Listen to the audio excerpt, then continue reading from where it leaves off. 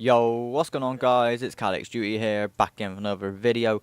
This video here is me teaching you guys and telling you all my tips and tricks on how to get a De-Atomizer strike in Infinite Warfare. But before we get into that, I would like to say if you are new to my channel, please go ahead and hit that subscribe button. It is greatly appreciated, it means the world to me, helps my channel grow, helps giveaways happen. But let's jump straight into it now with all the tips and tricks I have to be able to get a De-Atomizer strike in Infinite Warfare. There are four main things that I personally would say make a difference and do not cost any money. First of all is your playstyle.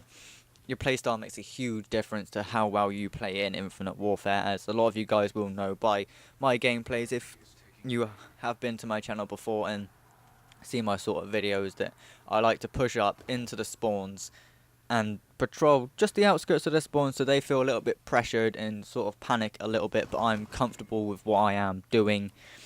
And I'll always keep going back and forth between spawns, so say I'm at A in domination and the spawns flip, I will wall run and get my ass over to C to patrol the outskirts of that spawn, so they're always feeling pressured no matter where they go and where they spawn.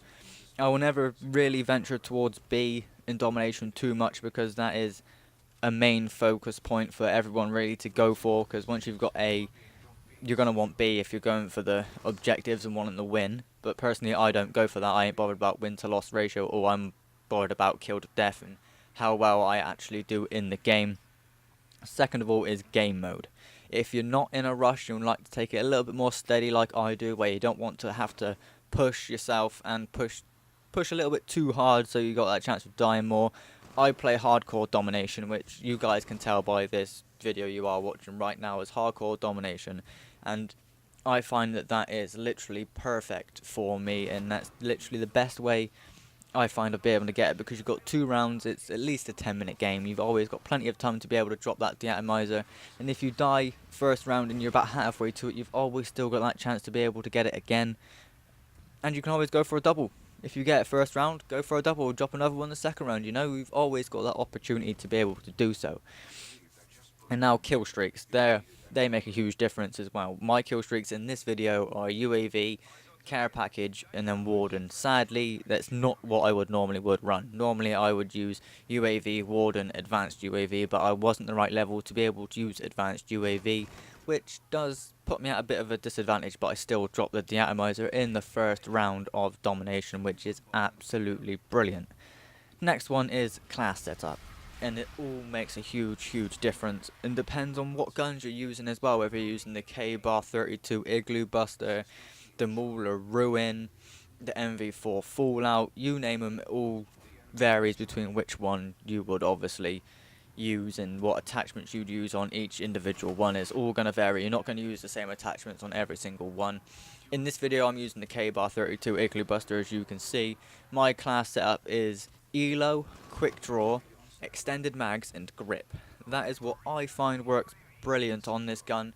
If I was playing core, I would probably get rid of grip and use hollow point, but where I'm playing hardcore, the grip helps with the longer range kills rather than the close range, because obviously I like to play a little bit more defensive than most people when they go for a nuke. But say I was using the MV4 Fallout, it is ELO sight, quick draw, hollow point and extended mags for that.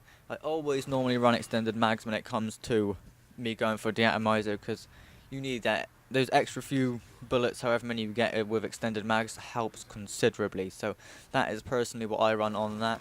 And for the Mauler Ruin, it's ELO, grip, quick draw and laser sight. That's what I find best on that gun. But personally, I don't really use that gun for nukes much unless I'm on Genesis, because I find that gun melts on Genesis. But now I'm getting into a few things which cost money but will help considerably. There's 3 things. One is control freaks.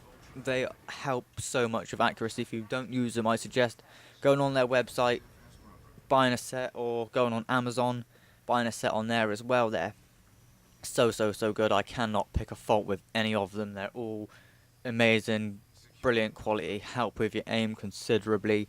Before, when I wasn't using control freaks, I never ever done as good as I do now. So control freaks are a must, I personally find. Next of all is a scuff controller. If you have the money for a scuff, I highly advise you to go out and buy it, or like a cinch or a battle beaver, one of those where you got the buttons or paddles on the back. They help considerably. Personally, at the moment I don't have a scuff controller or a cinch or a battle beaver, but I have literally the next best thing, which personally in my opinion is actually better because it's a lot cheaper and saves you a lot of money, and it is the Strike Pack by Collective Minds. I think that's what it is. If you go on Amazon, it's like £50, $40, whatever it is. It's not a lot of money for it, and it helps considerably. It's huge. You can choose whatever button you want the paddles to be, and it's quarter of the price, if not less than quarter of the price, of a scuff controller. So that is what I personally use and what I think is best. But I am going to leave you guys with the rest of this gameplay now. I hope you have enjoyed it. Leave a like for the De-Atomizer strike that I drop, and subscribe if you are new. Comment anything down below. Comment something funny if you want. Make me laugh. Cheer my day up a little bit. I will reply if I can. But until next time, peace.